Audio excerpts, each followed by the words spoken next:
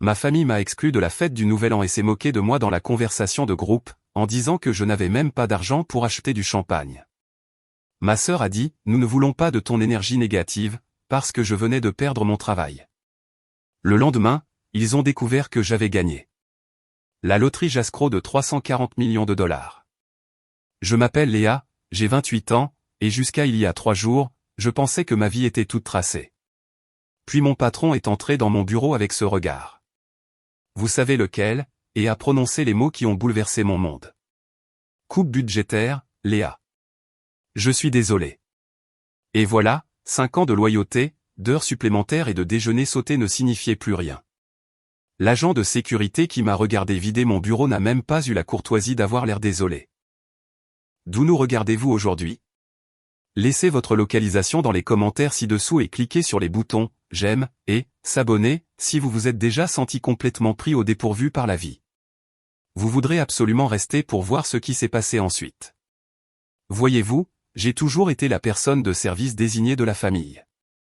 Pas la sœur la plus intelligente. Ça, c'est Madison avec son diplôme de droit. Pas la plus charmante. C'est sans aucun doute mon cousin Tyler qui pourrait vendre de la neige à des Esquimaux. Mais j'étais la personne fiable. Celle qui payait les factures d'électricité en retard de maman sans qu'on le lui demande. Celle qui conduisait papa à ses rendez-vous chez le médecin quand il avait mal au dos. Celle qui écoutait les problèmes de tout le monde et qui, d'une manière ou d'une autre, avait toujours une solution. Être licencié 3 jours avant le Nouvel An n'était pas seulement un revers de carrière. C'était une crise d'identité. Pour la première fois de ma vie d'adulte, je n'avais pas de réponse. Je n'avais pas d'argent à jeter sur les problèmes familiaux. Je n'avais même pas d'argent pour acheter ma contribution traditionnelle à notre fête du Nouvel An, le champagne cher que tout le monde attendait, mais pour lequel personne ne me remerciait jamais. Je suis resté assise dans ma voiture devant l'immeuble de bureau pendant 1 heure, regardant mes anciens collègues partir déjeuner, me demandant comment j'allais annoncer la nouvelle à ma famille. Les fêtes étaient censées être un moment de rassemblement, mais je me sentais plus seul que jamais.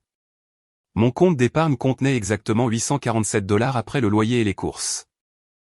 Mon indemnité de licenciement était assez généreuse pour couvrir les factures du mois prochain, peut-être 2 si je vivais de nouilles ramen. Le pire, c'est que j'avais été tellement concentré à prendre soin de tout le monde que je ne m'étais jamais construit de filet de sécurité pour moi-même.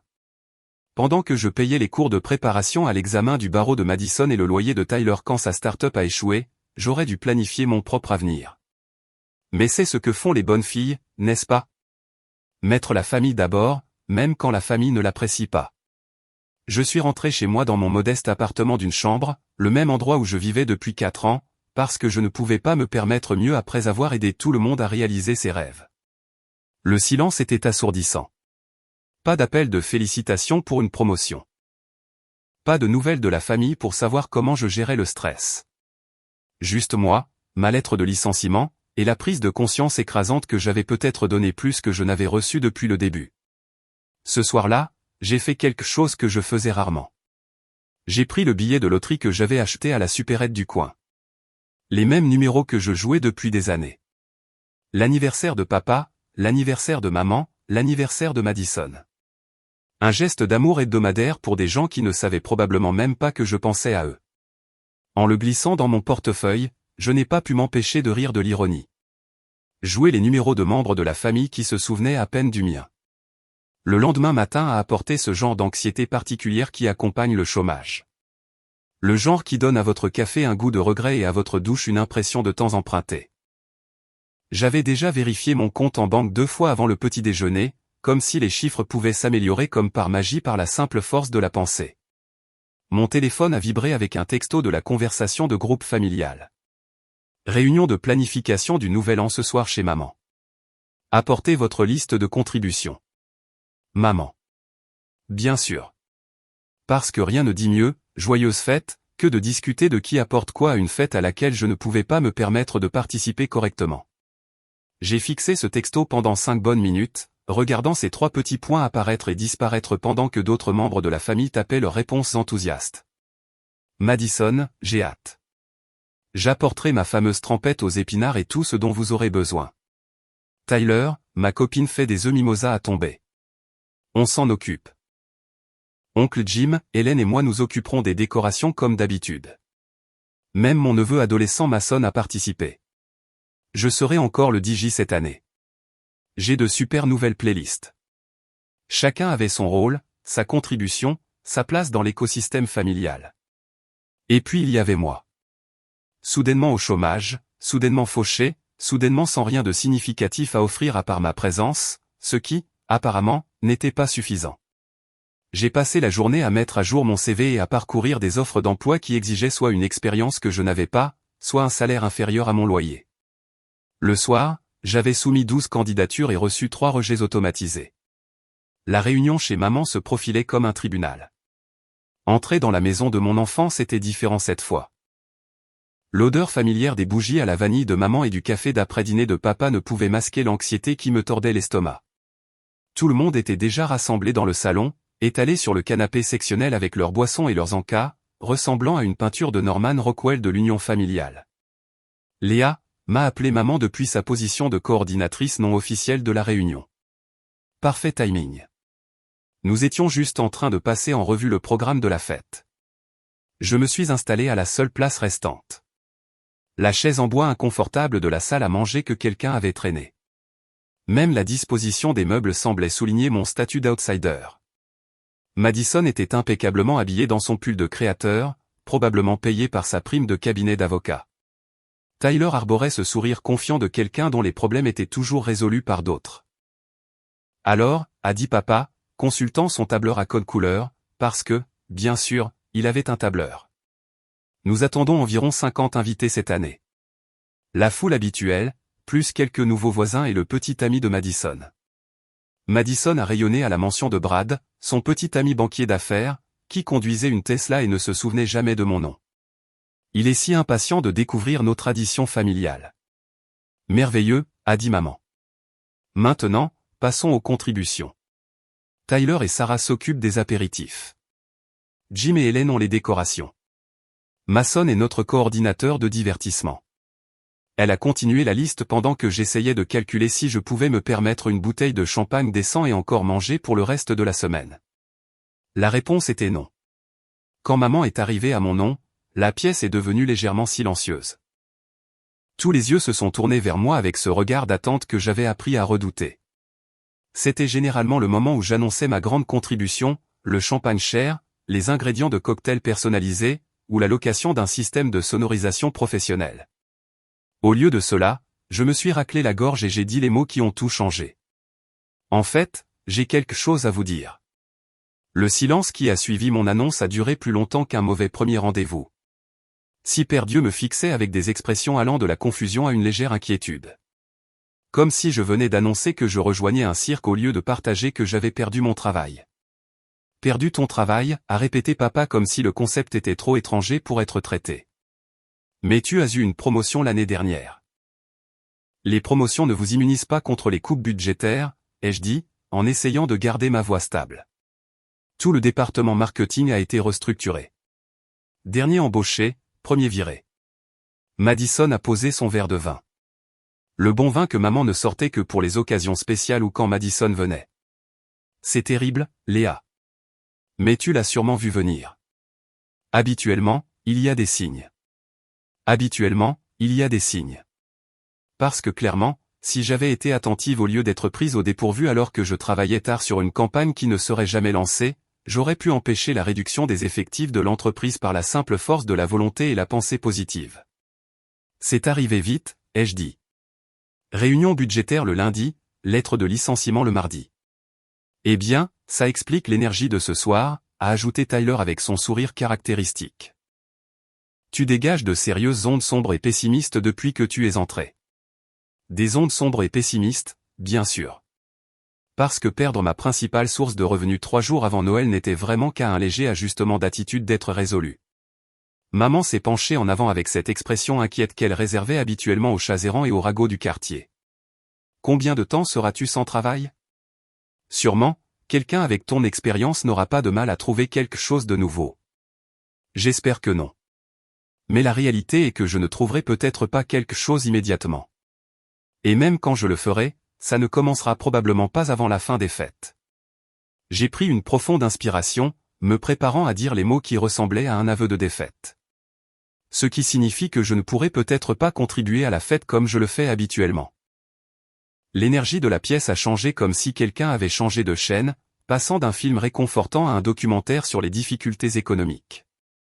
Soudain, tout le monde était très intéressé par ses boissons, ses téléphones, le motif des coussins de maman.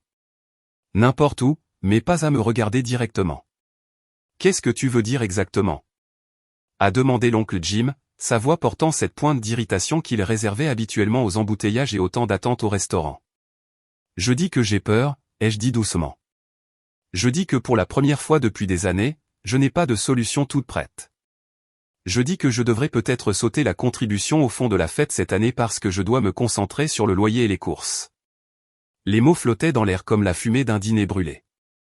Âcre, malvenu et impossible à ignorer. J'ai regardé ma famille traiter cette information, et quelque chose de froid s'est installé dans mon estomac en réalisant que j'avais peut-être commis une terrible erreur. C'est censé être une réunion de planification, a dit Madison après une longue pause. Pas une séance de thérapie. Tyler a hoché la tête en signe d'accord. Peut-être que tu devrais te concentrer sur le fait d'être plus positive. Nouvelle année, nouvelles opportunités, n'est-ce pas? Plus positive, nouvelles opportunités. Leur réponse ressemblait à des pansements sur une jambe de bois, de petits gestes inadéquats qui passaient complètement à côté du sujet. Je ne demandais pas de conseils de carrière ou de citations de motivation. Je demandais de la compréhension de la part des personnes qui étaient censées se soucier le plus de moi. Mais en regardant autour de moi dans la pièce, j'ai réalisé quelque chose qui aurait dû être évident il y a des années. Ma famille était à l'aise avec moi en tant que donneuse, pas en tant que receveuse. Ils s'étaient habitués à ma stabilité, ma fiabilité, ma capacité infinie à résoudre les problèmes sans en créer moi-même. La réunion a continué autour de moi avec des conversations sur la planification du menu et les thèmes de décoration, mais je me sentais de plus en plus déconnecté de tout cela, comme si je regardais ma famille à travers une fenêtre au lieu d'être assise dans la même pièce. Les jours suivants se sont déroulés dans un flou de candidatures et d'interactions familiales gênantes. Personne n'a appelé pour savoir comment je gérais la situation du chômage. Personne n'a offert de mots d'encouragement ou demandé si j'avais besoin de quelque chose. C'était comme si mon aveu de vulnérabilité m'avait rendu temporairement invisible. Puis est arrivé le texto de groupe familial qui a tout changé. Cela a commencé innocemment le 30 décembre. Maman a posté un message joyeux. Dernier appel pour demain soir. La fête commence à 20h. J'ai hâte de voir tout le monde. Les réponses ont afflué avec l'enthousiasme familial typique. Madison, tellement excitée. Brad a hâte de rencontrer tout le monde correctement. Tyler, Sarah et moi serons là avec des clochettes. Littéralement, elle a acheté des boucles d'oreilles en grelots. Oncle Jim, Hélène prépare sa fameuse boule de fromage. Puis Madison a ajouté, est-ce que ce sera une célébration plus optimiste cette année? Certains d'entre nous en ont assez de la négativité ces derniers temps. Mon estomac s'est noué.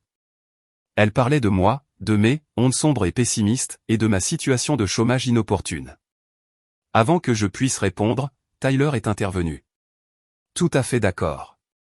Le nouvel an est censé être une question de nouveau départ et de bonne énergie. Peut-être que certaines personnes devraient travailler sur leur état d'esprit avant de se joindre à la célébration. Certaines personnes. Ils n'utilisaient même plus mon nom. J'ai fixé l'écran de mon téléphone, lisant et relisant leurs messages.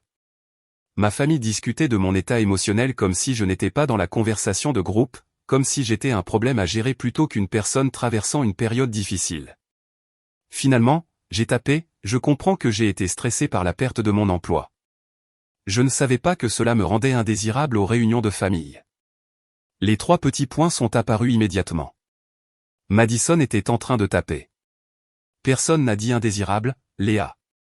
Nous pensons juste que tu devrais peut-être te concentrer sur le fait de redevenir toi-même avant les grands événements sociaux. Tu ne voudrais pas gâcher l'ambiance pour tout le monde. Me concentrer sur le fait de redevenir moi-même. Comme si le chômage était un choix que j'avais fait par dépit plutôt qu'une circonstance indépendante de ma volonté. Tyler a ajouté, et puis, soyons honnêtes, tu ne peux probablement pas te permettre le champagne cette année de toute façon. C'est peut-être mieux si tu passes ton tour jusqu'à ce que tu sois de nouveau sur pied financièrement. La cruauté de ce commentaire m'a coupé le souffle. Tyler, dont j'avais aidé à payer le loyer plus de fois que je ne pouvais compter. Tyler, qui ne m'avait jamais remercié une seule fois d'avoir couvert le paiement de sa voiture quand sa start-up a échoué.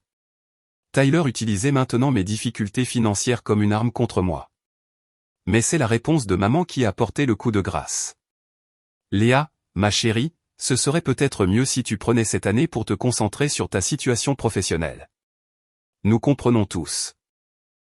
Les réunions de famille devraient être des occasions joyeuses, et nous ne voulons pas que tu te sentes obligé de faire semblant que tout va bien quand ce n'est pas le cas. Nous ne voulons pas que tu te sentes obligé. Traduction, nous ne voulons pas nous sentir mal à l'aise à cause de tes problèmes. Je suis restée assise dans mon appartement, fixant l'écran de mon téléphone, attendant que quelqu'un, n'importe qui, me défende. Attendant que papa dise quelque chose de encourageant. Attendant que l'oncle Jim souligne combien de fois j'avais aidé les membres de la famille dans des situations difficiles.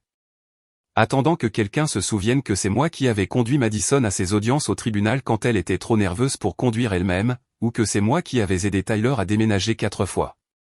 Mais la conversation de groupe est devenue silencieuse. Personne ne m'a défendu.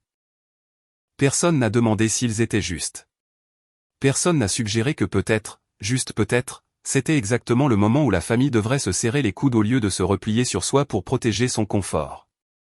Après une heure de silence, j'ai tapé mon dernier message. Je comprends. Passé une merveilleuse célébration. Puis j'ai quitté la conversation de groupe.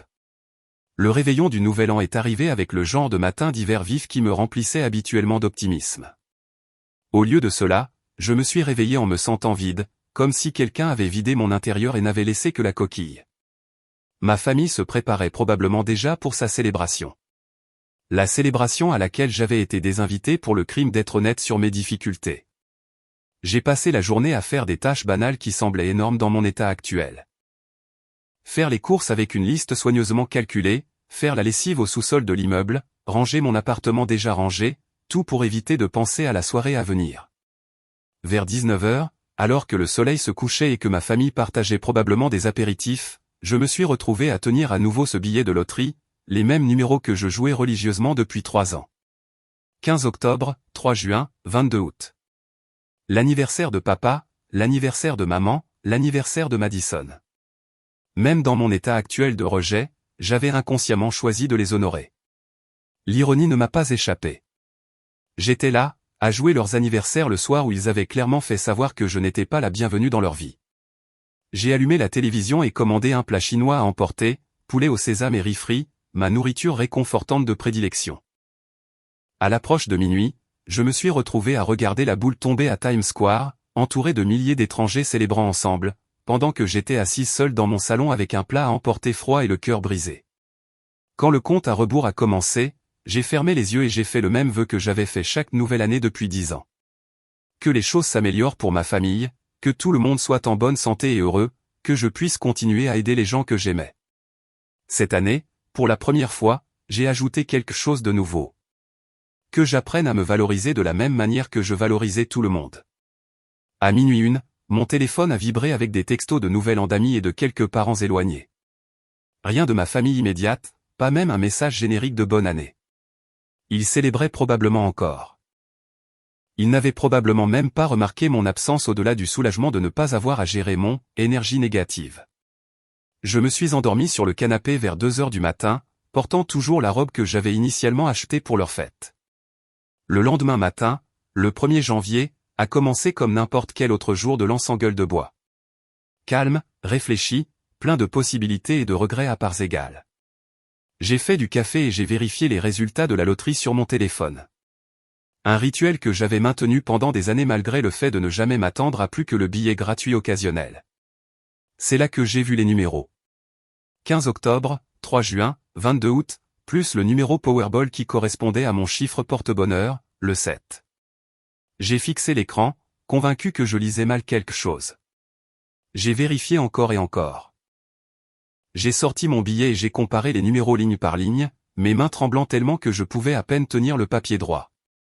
340 millions de dollars. 340 millions de dollars. J'ai gagné en utilisant les anniversaires des membres de la famille qui venaient de m'exclure de leur célébration. Je suis resté assise sur mon canapé pendant exactement 17 minutes, fixant ce billet de loterie comme s'il pouvait s'enflammer spontanément si je détournais le regard. Mon cerveau tournait en boucle sur la même pensée. Ça ne pouvait pas être réel. Les gens comme moi ne gagnaient pas des sommes d'argent qui changent la vie.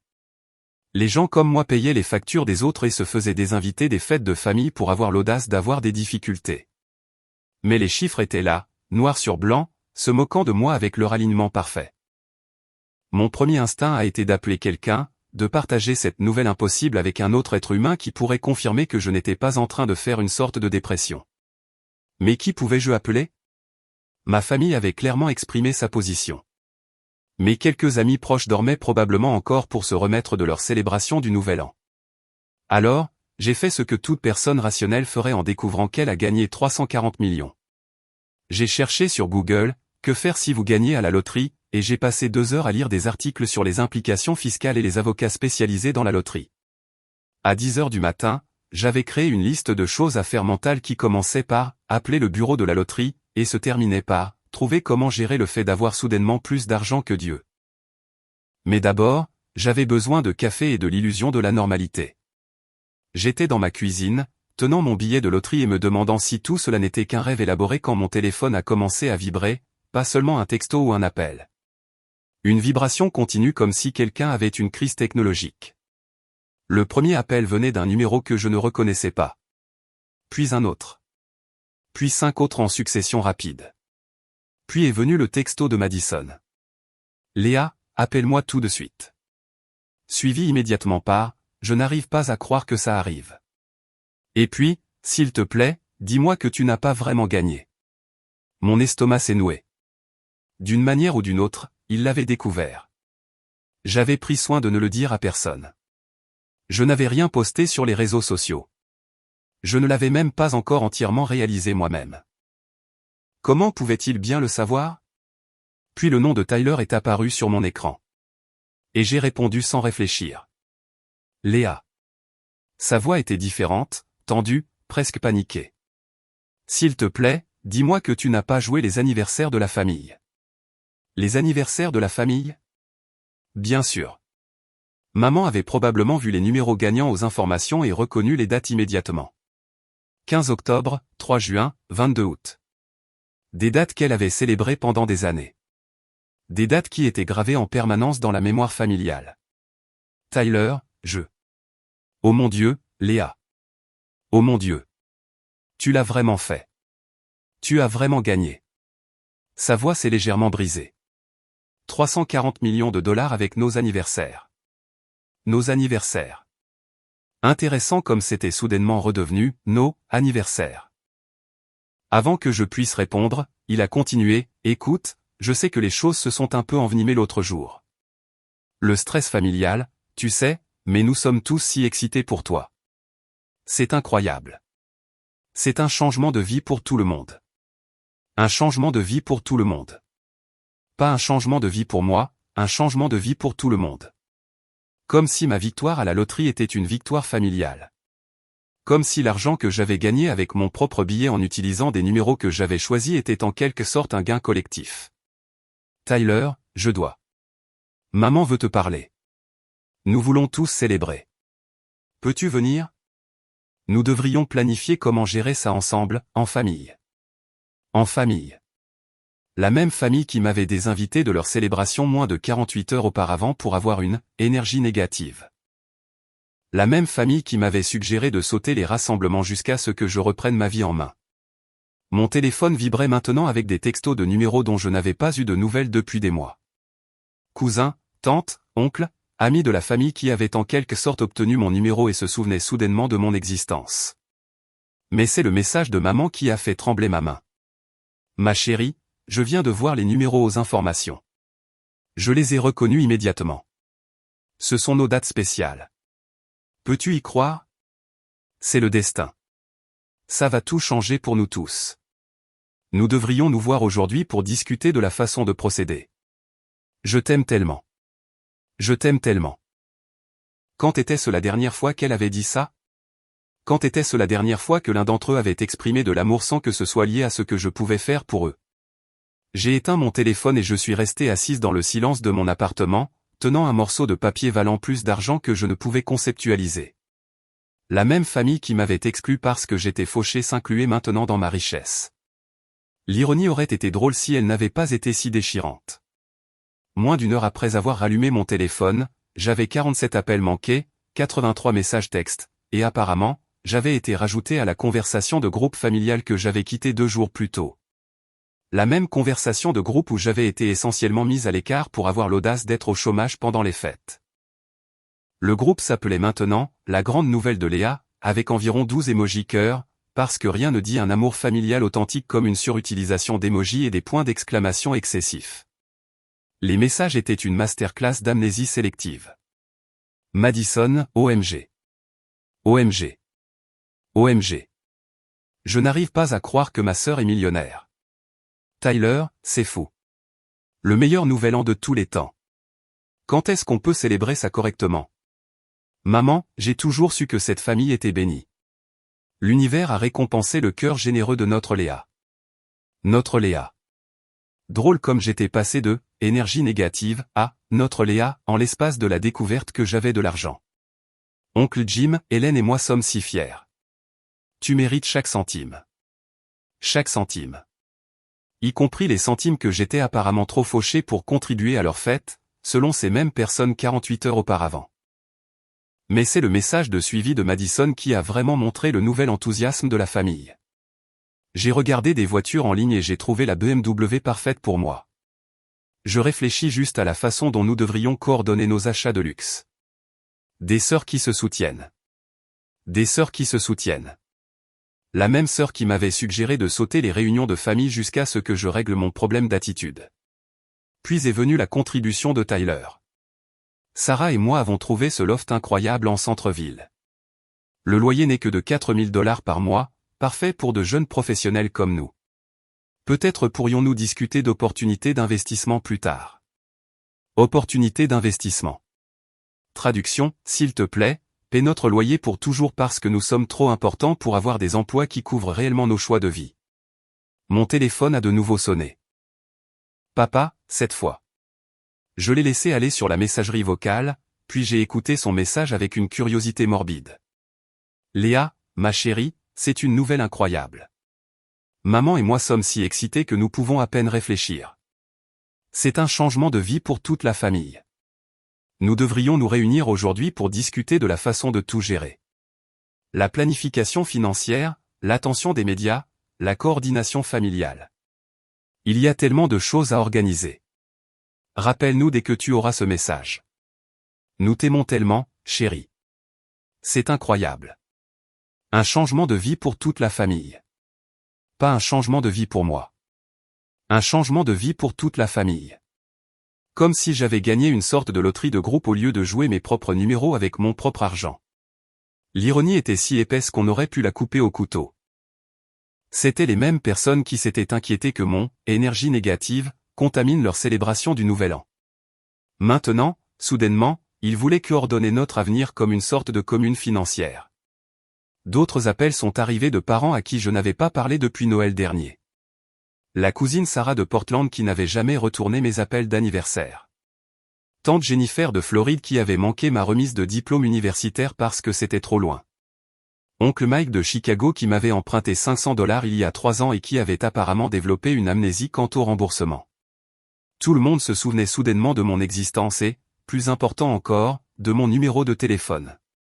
La conversation de groupe a poursuivi son activité frénétique. Maman, nous devrions organiser une vraie célébration. Peut-être des vacances en famille.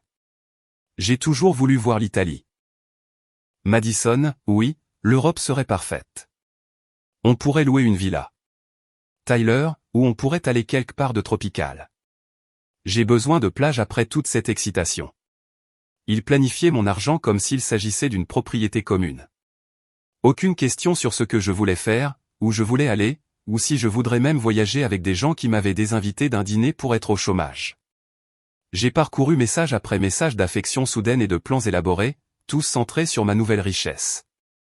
Pas une seule fois quelqu'un n'a reconnu ce qui s'était passé 2 jours auparavant. Pas une seule fois quelqu'un n'a dit « Eh, peut-être qu'on a été trop dur quand on t'a exclu de la célébration familiale ». Au lieu de cela, ce n'était que des cœurs et des émojis et des messages soigneusement rédigés sur le fait que cette manne était destinée à être, que nous étions tous bénis et que la famille avait toujours été si proche.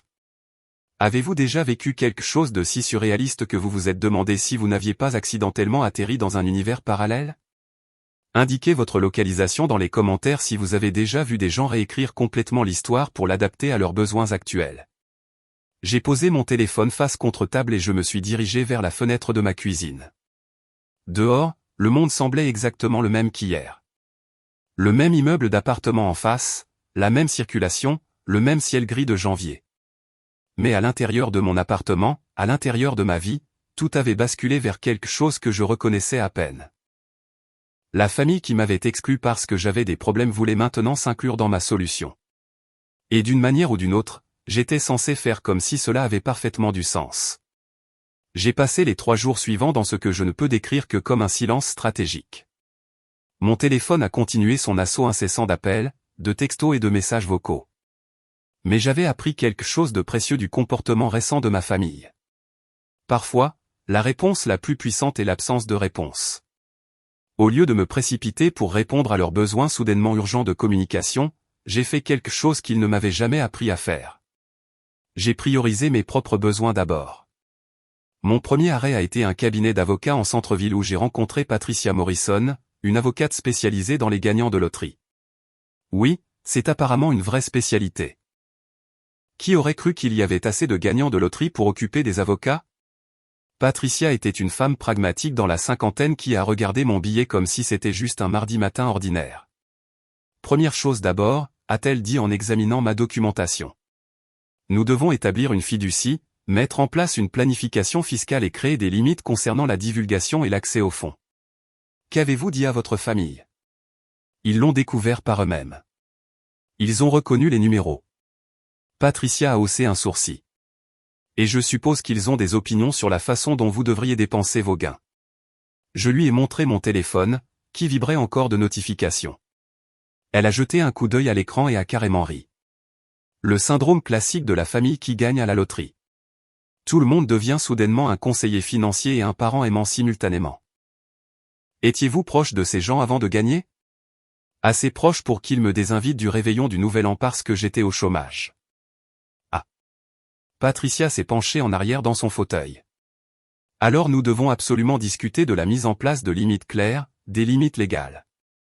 Mon arrêt suivant a été le bureau d'un conseiller financier où David Chen m'a expliqué la réalité d'avoir plus d'argent que je ne pourrais en dépenser en 3 vies. Après impôts, j'aurais encore assez d'argent pour acheter un petit pays ou au moins une très belle maison dans chaque État. La clé, a expliqué David, est de considérer cela comme une richesse générationnelle, pas seulement une richesse personnelle. Quel héritage voulez-vous créer? Quelles causes vous tiennent à cœur? Et oui, vous pouvez aider les membres de votre famille, mais cela doit être stratégique, pas émotionnel. Stratégique, pas émotionnel. Si seulement j'avais appris cette leçon avant de passer des années à financer les rêves de tout le monde tout en négligeant les miens. Ce soir-là, j'ai enfin regardé mon téléphone correctement. La conversation de groupe familial avait évolué en quelque chose qui ressemblait à une chaîne de téléachat croisée avec une séance de thérapie. Madison, j'ai pensé à l'annulation de la dette des études de droit. Cela pourrait vraiment aider ma trajectoire de carrière. Tyler, les prêts étudiants sont un tel fardeau pour les jeunes. C'est une chance d'investir dans l'éducation. Maman, le camion de ton père a besoin de grosses réparations. Rien d'extravagant, juste un transport fiable. Papa, la maison pourrait avoir besoin de quelques mises à jour. Rénovation de la cuisine, peut-être une piscine pour les réunions de famille. Chaque message était soigneusement rédigé pour paraître raisonnable, pratique, nécessaire. Personne ne demandait des yachts ou des diamants, juste un allègement de la dette, des améliorations de la maison, des investissements éducatifs. Toutes des demandes parfaitement justifiables qui totalisaient plusieurs millions de dollars une fois additionnées. La manipulation psychologique était presque artistique dans sa subtilité. Ils n'étaient pas avides. Ils étaient pratiques. Ils ne demandaient pas d'argent. Ils présentaient des opportunités d'investissement. Ils ne m'exploitaient pas. Ils m'incluaient dans leur planification financière. Mais ce qui était vraiment fascinant, c'est que personne n'avait demandé comment je me sentais à propos de cette victoire. Personne n'avait reconnu que cela pouvait être écrasant ou changer ma vie personnellement. Personne n'avait dit, ça doit être surréaliste pour toi. Comment gères-tu tout ça? Au lieu de cela, chaque message se concentrait sur ce que maman pouvait faire pour eux. Le message de l'oncle Jim était particulièrement éclairant. Léa, ma chérie, j'ai pensé à cette conversation que nous avons eue sur le lancement d'une entreprise. Tu te souviens comment tu as toujours dit que tu soutiendrais les projets familiaux? Ce pourrait être l'occasion parfaite d'investir dans quelque chose de significatif. Je n'avais aucun souvenir d'une conversation sur le soutien de ces projets d'entreprise, mais apparemment, ma victoire à la loterie avait déclenché un rappel sélectif chez tout le monde concernant des promesses que j'aurais soi-disant faites. Mon téléphone a sonné. Madison, encore. Cette fois, j'ai répondu. Léa, enfin. Je me suis fait un sang d'encre pour toi. Un sang d'encre pour moi, la personne qui avait été assez forte pour gérer le chômage seule, mais qui, apparemment, ne pouvait pas gérer une richesse soudaine sans une intervention familiale immédiate. Je vais bien, Madison. Je suis juste en train de tout digérer. Bien sûr que tu le es. C'est énorme. Mais c'est pourquoi tu as besoin du soutien de la famille en ce moment. Nous devrions tous nous réunir et faire des plans. Tu sais, trouver la façon la plus intelligente de tout gérer. La façon la plus intelligente. Parce que clairement, en tant que personne qui venait de gagner 340 millions de dollars, j'étais trop stupide pour gérer mes propres décisions financières sans un comité de parents qui n'avaient jamais réussi à gérer leur propre argent. J'ai réfléchi, a-t-elle continué, et je pense vraiment que nous devrions aborder cela comme une unité familiale. Mettre nos ressources en commun, coordonner nos investissements, peut-être même envisager des co-entreprises. Pense aux opportunités. Des co-entreprises, où tout le monde partage les risques, mais où c'est moi qui fournis le capital. Madison, ai-je dit prudemment. Que penses-tu exactement que ma victoire à la loterie signifie pour le reste de la famille? Eh bien, ça signifie que nous sommes tous bénis. Ce n'est pas seulement ta victoire, Léa. C'est une victoire familiale. L'univers a choisi notre famille pour l'abondance. L'univers avait choisi notre famille, pas moi. Notre famille. Parce qu'apparemment, quand j'ai acheté un billet de loterie avec mon propre argent et joué les numéros que j'avais choisis, l'univers prenait en fait une décision d'investissement à l'échelle de la famille. Je dois y aller, ai-je dit. Je t'appellerai plus tard. Quand? Nous devons vraiment parler bientôt. Il y a tellement de choses à régler. Bientôt, ai-je dit, et j'ai raccroché. Je me suis assise dans mon appartement, regardant les lumières de la ville, et j'ai réalisé quelque chose de profond. La réaction de ma famille à ma victoire à la loterie m'en apprenait plus sur leurs vrais sentiments que des années d'interaction précédentes. Après une semaine de silence, j'ai finalement décidé qu'il était temps de répondre. Mais pas de la manière attendue par ma famille. J'ai passé 2 jours à rédiger un seul message. Non pas parce que c'était compliqué, mais parce que je voulais que chaque mot soit intentionnel. Patricia l'avait revu pour sa clarté juridique. David avait vérifié les implications financières, et je l'avais lu à voix haute environ 50 fois pour m'assurer qu'il disait exactement ce que je voulais dire. Le 8 janvier, j'ai rejoint la conversation de groupe familial et j'ai envoyé un seul message. Je comprends que tout le monde est excité par la victoire à la loterie. J'ai passé la semaine dernière à travailler avec des conseillers financiers et des avocats pour gérer cela de manière responsable. J'ai décidé d'aider chaque membre de la famille avec un don unique pour répondre aux besoins financiers immédiats. Maman et papa, 50 000 $. Madison, 25 000 $ pour les prêts étudiants. Tyler, 15 000 $. Oncle Jim et tante Hélène, 20 000 $. Ces montants sont suffisants pour régler les dettes et offrir un nouveau départ. Les transferts seront effectués d'ici vendredi. Veuillez comprendre que c'est ma dernière aide financière aux membres de la famille. Les demandes futures seront refusées. J'espère que vous comprenez que je dois gérer cette manne de manière responsable pour mon propre avenir. Avec amour, Léa. Le silence qui a suivi était assourdissant. Pendant exactement 47 minutes, personne n'a répondu. Je pouvais presque entendre les appels téléphoniques frénétiques qui se déroulaient en coulisses, les discussions confuses pour savoir si j'étais sérieuse, les calculs pour savoir si leurs montants individuels étaient justes par rapport à ceux des autres. Puis les réponses ont commencé. Tyler, attends, 15 000 $? Je pensais qu'on parlait de sommes qui changent la vie. Le solde de mon prêt étudiant est de 85 000 $.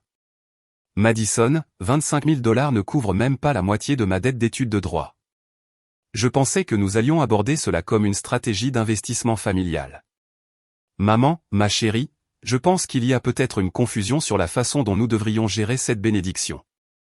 Ton père et moi pensons qu'il serait préférable de discuter des montants en personne. Traduction, tes conseillers financiers t'ont mal conseillé, et nous savons mieux parce que nous sommes ta famille. Oncle Jim, Léa, ma chérie, je suis reconnaissant pour toute aide, mais j'espérais que nous pourrions discuter de ce projet d'entreprise que j'ai mentionné. 20 000 $ ne suffirait pas pour démarrer. Chaque réponse était une masterclass pour changer les règles du jeu. Personne ne m'a remercié pour les sommes substantielles que j'avais offertes. Personne n'a reconnu que je venais de résoudre leurs problèmes financiers immédiats. Au lieu de cela, tout le monde s'est concentré sur le fait que ma générosité était insuffisante pour répondre à leurs attentes élargies. La conversation de groupe a explosé en ce que je ne peux que décrire comme une intervention numérique. Madison, peut-être devrions-nous tous nous asseoir ensemble et créer un véritable plan financier. Léa ne comprend peut-être pas toute l'étendue des opportunités ici. Tyler, ouais, ça semble être une pensée très limitée. Nous parlons de richesse générationnelle, pas seulement de quelques milliers. Maman, je pense que Léa reçoit de mauvais conseils de ses avocats et financiers. Ils ne comprennent pas la dynamique familiale. Papa, nous devrions gérer ça en interne. L'argent de la famille devrait être géré par la famille. L'argent de la famille. Voilà. Mes gains de loterie s'étaient en quelque sorte transformés en « argent de la famille » qui nécessitait une gestion de groupe. Mon téléphone a commencé à sonner immédiatement. Madison d'abord, puis maman, puis Tyler. Je les ai tous laissés aller sur la messagerie vocale et j'ai écouté chaque message avec un étonnement croissant face à leur audace. Message vocal de Madison, Léa, je suis vraiment inquiète que tu ne réfléchisses pas bien à la situation. 25 000 $, c'est bien, mais ce n'est pas stratégique. Nous devons voir plus grand. Rappelle-moi pour qu'on en discute rationnellement. Message vocal de maman, ma chérie, je crains que ces professionnels avec qui tu travailles ne comprennent pas les besoins de notre famille. Cela devrait être une décision familiale, pas quelque chose que tu gères seul. Nous t'aimons et voulons t'aider à faire des choix intelligents. Message vocal de Tyler, mec, je ne pense pas que tu réalises combien d'argent représente 340 millions de $. Tu vois petit. Nous pourrions tous en profiter tellement plus si nous abordions cela de manière stratégique. Parlons-en bientôt, d'accord? Chaque message portait la même supposition sous-jacente. J'étais trop naïve, trop dépassée, ou trop inexpérimentée pour gérer mes propres décisions financières sans leurs conseils. Mais ce qui était vraiment remarquable dans leur réponse, c'est que personne n'a dit merci. Personne n'a reconnu que 50 000 $ rembourseraient leur carte de crédit ou que 25 000 $ élimineraient des années de paiement de prêt ou que 15 000 $ pourraient changer radicalement la situation financière immédiate de quelqu'un. Au lieu de cela, chaque réponse se concentrait sur le fait que ma générosité était en fait inadéquate, que je voyais trop petit, que j'avais besoin de leur aide pour gérer correctement la richesse que j'avais gagnée, et à laquelle ils n'avaient en rien contribué, sauf leurs anniversaires, qui, soyons honnêtes, ils auraient eu de toute façon, que je joue à la loterie ou non. Ce soir-là, j'ai effectué les virements exactement comme je l'avais promis. 140 000 $ au total, distribués selon mon plan initial. Chaque membre de la famille a reçu une notification par email avec les détails du virement et une simple note. Comme promis, j'espère que cela vous aidera pour votre nouveau départ. Que pensez-vous qu'il va se passer ensuite? Laissez une prédiction dans les commentaires ci-dessous, car leur réaction à la réception d'argent gratuit était en quelque sorte encore plus révélatrice que leur réaction à ma victoire. Les réponses à la réception effective de l'argent ont été éclairantes. On pourrait penser que recevoir des dizaines de milliers de dollars d'argent gratuit susciterait une certaine gratitude. On aurait tort. Les plaintes ont commencé quelques heures après que les virements ont été effectués. Tyler a appelé en premier. Léa, il y a eu une sorte d'erreur avec le virement. Je n'ai reçu que 15 000 $, mais mes prêts étudiants s'élèvent à 85 000 $. Je pense que tu as peut-être tapé le mauvais montant. J'ai tapé le montant exact que j'avais l'intention d'envoyer. Mais ça n'a pas de sens. 15 000 $ ne feront même pas une brèche dans ma dette. Je pensais que nous étions d'accord que c'était censé être de l'argent qui change la vie. Nous étions d'accord. Intéressant comment Tyler s'était auto-désigné comme participant à des décisions qui étaient entièrement les miennes. C'est assez pour faire tes paiements minimum pendant plus d'un an pendant que tu trouves un plan à plus long terme. Léa, je pense que tu ne comprends pas la situation dans son ensemble. Tu as 340 millions de dollars. Me donner 15 000 dollars, c'est comme si je te donnais 15 cents. C'est insultant. Insultant. Recevoir 15 000 dollars gratuitement était insultant. Je me suis demandé si Tyler trouverait moins insultant de ne rien recevoir du tout, mais j'ai gardé cette pensée pour moi. L'appel de Madison est venu ensuite. Nous devons parler du montant du virement. 25 000 dollars, c'est généreux, mais ce n'est pas stratégique. Si tu veux vraiment m'aider à réussir dans ma carrière, rembourser tous mes prêts étudiants serait un investissement dans le potentiel de revenus futurs de la famille. Un investissement dans le potentiel de revenus futurs de la famille. Madison avait en quelque sorte recadré mon cadeau comme un investissement commercial qui finirait par me bénéficier financièrement. Madison, 25 000 dollars rembourse une partie importante de ta dette. Mais pas la totalité. Et me laisser avec une dette partielle ne résout pas vraiment le problème. C'est comme réparer la moitié d'un os cassé. Il est toujours cassé. Sa métaphore était créative. Je lui accorde ça. Comparer mon don financier à un traitement médical inadéquat était un nouveau niveau d'arrogance. Mais c'est l'appel de maman qui a vraiment montré la perspective évolutive de la famille. Léa, ma chérie, ton père et moi sommes reconnaissants pour les 50 000 dollars, mais nous avons discuté et nous sommes préoccupés par ton approche de toute cette situation. Mon approche pour gagner à la loterie. Ton approche de la famille. Cette bénédiction ne te concerne pas seulement, chérie. Elle nous concerne tous. Dieu a choisi notre famille pour l'abondance, et nous avons la responsabilité de la gérer sagement. Dieu avait choisi notre famille pour l'abondance, pas moi, notre famille. Parce qu'apparemment, quand j'ai acheté un billet de loterie et que j'ai gagné, c'était en fait une intervention divine familiale. Nous pensons que tu devrais envisager une approche plus collaborative, a poursuivi maman. Peut-être créer une fiducie familiale ou une fondation où nous aurions tous notre mot à dire dans les décisions financières. De cette façon, tout le monde en profite correctement et tu n'as pas à porter le fardeau seul. Une fiducie familiale où tout le monde avait son mot à dire sur mon argent. Le fardeau d'être riche était apparemment trop lourd pour que je le porte sans la surveillance d'un comité. Maman, j'ai déjà donné à tout le monde des sommes substantielles. Substantielles pour les gens normaux, mais pas substantielles compte tenu de la bénédiction que tu as reçue. Tu dois penser proportionnellement, ma chérie. Penser proportionnellement, car donner 140 000 dollars dans la semaine suivant la victoire n'était pas assez proportionnel. Au cours des jours suivants, la pression s'est intensifiée. Les messages de la conversation de groupe sont passés de la gratitude à des sessions de stratégie sur la façon dont je pourrais maximiser le bénéfice familial de mes gains. Oncle Jim, j'ai fait des recherches sur les fondations familiales. Nous pourrions structurer cela pour que tout le monde ait un soutien continu au lieu de paiements uniques. Tyler, j'ai trouvé cet article sur les gagnants de loterie qui ont échoué parce qu'ils n'ont pas impliqué leur famille dans la planification financière. Nous devrions apprendre de leurs erreurs. Madison, il y a des avantages fiscaux à des dons familiaux plus importants. Tu pourrais en fait économiser de l'argent en nous donnant plus. Chaque message était soigneusement conçu pour suggérer que leur donner plus d'argent me serait en quelque sorte bénéfique. Plus d'avantages fiscaux, une meilleure planification financière, un fardeau réduit. Tout ce que j'avais à faire était de céder le contrôle de mes gains à des personnes qui m'avaient désinvité du dîner du Nouvel An parce que j'étais au chômage. La partie la plus remarquable n'était pas leur demande d'argent supplémentaire. C'était leur incapacité totale à reconnaître ce que je leur avais déjà donné.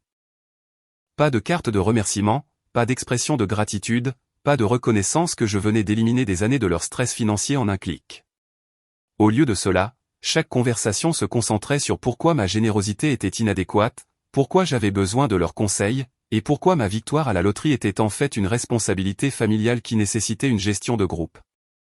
J'ai commencé à tenir une liste de leurs justifications pour lesquelles ils méritaient plus d'argent. La liste comprenait, ce n'est pas une question d'argent, c'est une question d'unité familiale. Tu as besoin de notre aide pour gérer ça correctement. Dieu a destiné cette bénédiction à nous tous. Nous veillons à tes meilleurs intérêts. C'est une richesse générationnelle, pas une richesse personnelle. La famille devrait passer en premier. Tu vois trop petit. Nous essayons de t'aider à réussir. Pas une seule justification ne reconnaissait une simple vérité. C'était mon argent, gagné avec mon billet. Et toute aide financière que je fournissais était de la générosité, pas une obligation. Mais voici ce que j'ai finalement compris. La réaction de ma famille à ma victoire à la loterie n'était pas une question de cupidité. C'était une question de contrôle. Pendant des années, ils avaient été à l'aise avec moi en tant que solutionneuse de problèmes de la famille, celle qui payait les factures en retard et couvrait les urgences. Cette dynamique exigeait que j'aie des ressources, mais pas trop. Assez pour les aider, pas assez pour être indépendante. Ma victoire à la loterie avait perturbé l'écosystème familial. Soudain, j'avais un pouvoir qu'ils ne pouvaient pas gérer, des ressources qu'ils ne pouvaient pas contrôler, et une indépendance qu'ils ne pouvaient pas influencer. Leur solution n'était pas de s'adapter à cette nouvelle réalité. C'était de remodeler ma manne en quelque chose qui restaurait l'ancienne dynamique, avec eux comme bénéficiaires et moi comme pourvoyeuse, mais à une échelle beaucoup plus grande. La prise de conscience a été à la fois déchirante et libératrice. 3 semaines après avoir effectué les virements, papa a appelé avec une demande inhabituelle. « Léa, ta mère et moi aimerions te parler en personne. » Pas à propos d'argent, a-t-il ajouté rapidement. À propos de la famille. Quelque chose dans sa voix était différent, plus calme, moins certain que le ton confiant qu'il avait utilisé en expliquant pourquoi je devrais créer une fiducie familiale. J'ai accepté de les rencontrer dans un lieu neutre, un café du centre-ville où nous ne pouvions pas être entendus et ne pouvions pas nous piéger mutuellement dans l'espace personnel de l'un ou de l'autre. Quand je suis arrivé, ils étaient déjà assis à une table dans un coin, semblant plus âgés qu'ils ne l'étaient il y a à peine un mois. Les yeux de maman étaient rougis, et la posture habituellement confiante de papa s'était affaissée en quelque chose qui ressemblait à de la défaite. « Merci d'être venu, » a dit maman, sa voix à peine plus qu'un murmure.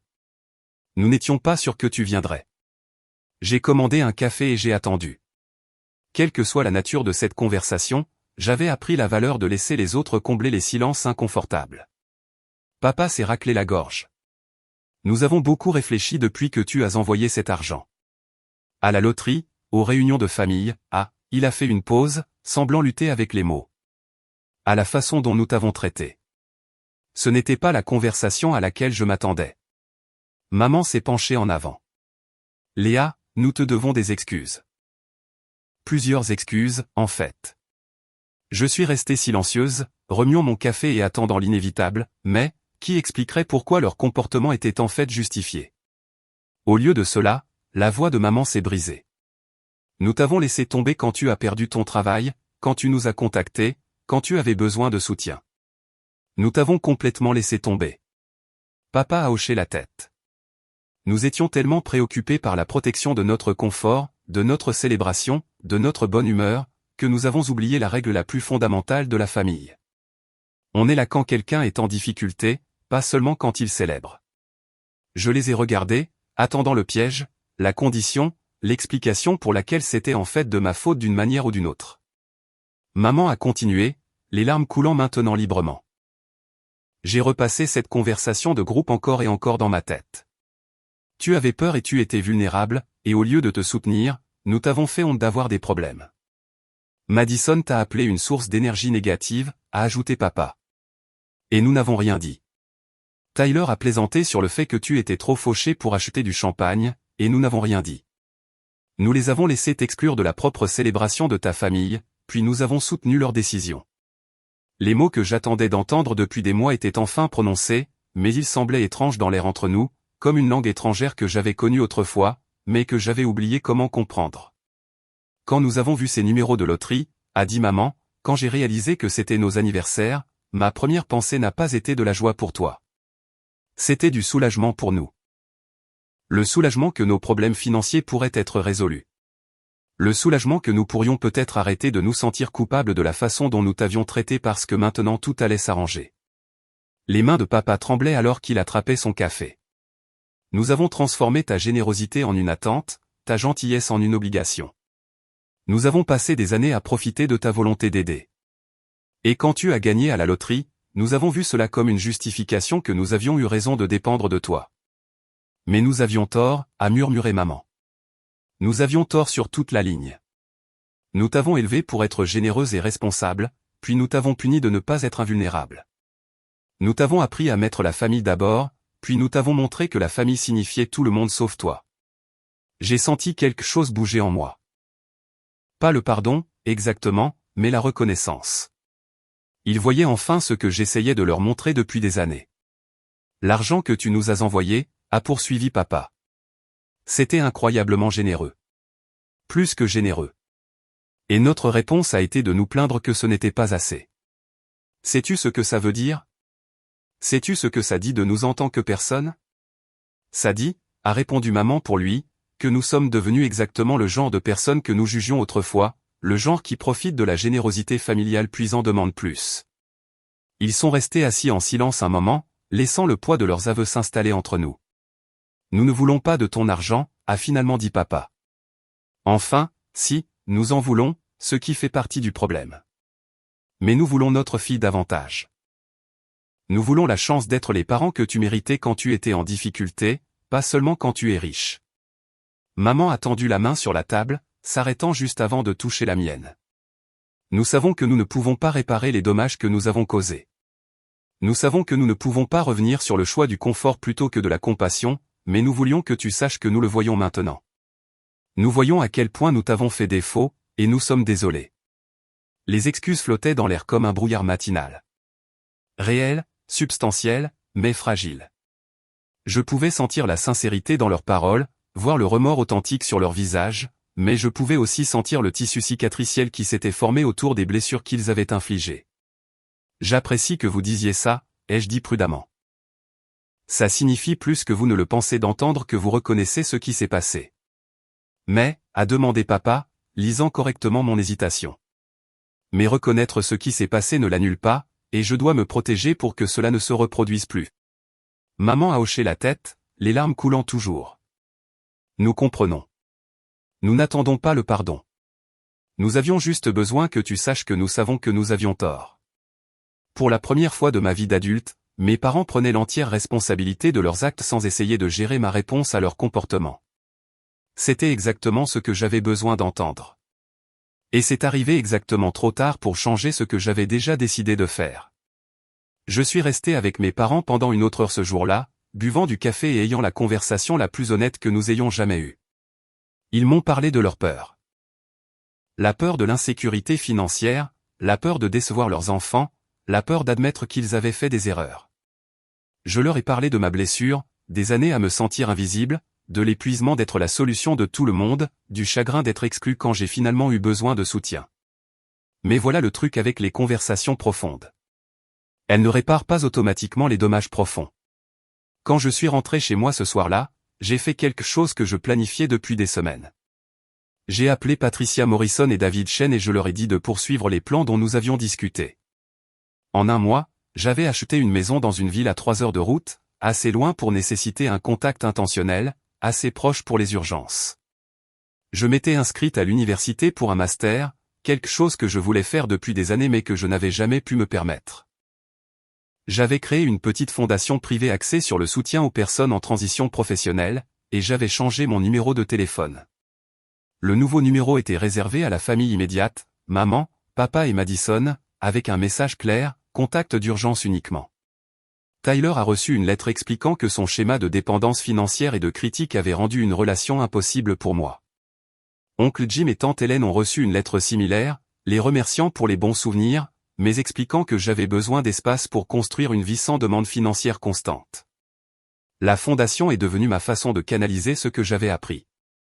Chaque bénéficiaire de subvention était une personne confrontée à une perte d'emploi, une transition de carrière ou une crise financière inattendue. Des gens qui avaient besoin de soutien exactement au moment où la société a tendance à détourner le regard. Mais le vrai changement s'est produit à l'intérieur. Pour la première fois de ma vie d'adulte, j'ai pris des décisions basées sur ce que je voulais au lieu de ce que les autres attendaient de moi. J'ai acheté des meubles que j'aimais au lieu de meubles qui impressionneraient les visiteurs. J'ai voyagé dans des endroits que je voulais voir au lieu d'endroits que les autres pensaient que je devrais visiter. J'ai fréquenté des hommes qui me traitaient comme une égale au lieu d'hommes qui me voyaient comme une solution à leurs problèmes. Mes parents et moi avons développé une relation prudente basée sur des appels téléphoniques hebdomadaires et des visites mensuelles. Ils ont tenu leur promesse de ne pas demander d'argent, et j'ai tenu ma promesse de rester en contact. Madison et moi parlions occasionnellement, généralement de travail ou de livres, en évitant soigneusement tout sujet qui pourrait mener à des discussions financières. Le reste de la famille a progressivement cessé d'appeler. 6 mois après avoir gagné à la loterie, j'étais assise dans mon nouveau jardin, un petit espace que j'ai conçu moi-même, quand j'ai réalisé quelque chose de profond. Gagner 340 millions de dollars avait changé mes circonstances, mais perdre mes illusions sur la famille avait changé ma vie. Pendant des années, j'avais cru qu'être une bonne fille signifiait être infiniment disponible, infiniment généreuse, infiniment prête à sacrifier mes propres besoins pour le confort des autres. J'avais confondu l'amour avec l'utilité, pensant que ma valeur pour ma famille venait de ma capacité à résoudre leurs problèmes. La victoire à la loterie avait forcé les vrais sentiments de chacun à se révéler. L'amour de ma famille était conditionnel à mon utilité. Leur soutien dépendait du maintien du rôle qu'ils m'avaient assigné. Leur inclusion dépendait du fait que je n'ai jamais de besoin propre. Mais découvrir que j'avais joué à un jeu truqué ne m'a pas rendu amer. Cela m'a rendu libre. Libre de construire des relations basées sur le respect mutuel au lieu de l'utilité unilatérale. Libre de définir le succès selon mes propres normes au lieu des attentes des autres. Libre de dire non sans culpabilité et oui sans ressentiment. La leçon la plus chère de ma vie m'avait coûté une famille. Mais elle m'avait donné quelque chose d'inestimable, moi-même. Je joue encore à la loterie de temps en temps, bien que j'ai changé mes numéros. Au lieu de jouer les anniversaires de personnes qui prenaient mon amour pour acquis, je joue des dates qui comptent pour moi. Le jour où j'ai commencé mes études supérieures, le jour où j'ai acheté ma maison, le jour où j'ai appris à valoriser ma propre valeur. Je ne m'attends pas à gagner à nouveau. La foudre ne frappe pas 2 fois au même endroit, et je n'en ai pas besoin. Mais si cela arrive, je serai prête. Je sais exactement qui je suis maintenant. Et plus important encore, je sais exactement qui mérite de faire partie de ma vie. Parfois, le vrai jackpot n'est pas l'argent, c'est la clarté. Et parfois, perdre les gens dont on pensait avoir besoin est le seul moyen de trouver la personne que l'on est vraiment. Si cette histoire a résonné en vous, assurez-vous de liker et de vous abonner pour plus d'histoires sur la découverte de la force dans des endroits inattendus. Parce que parfois, la meilleure chose qui puisse vous arriver est de découvrir que vous êtes plus forte que vous ne l'auriez jamais imaginé.